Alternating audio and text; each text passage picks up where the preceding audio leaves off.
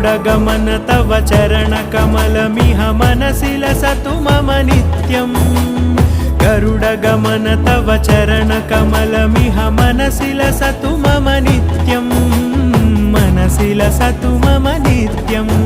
मम तापमपाकुरु देव मम पापमपाकुरु देव मम तापमपाकुरु देव मम पापमपाकुरु देव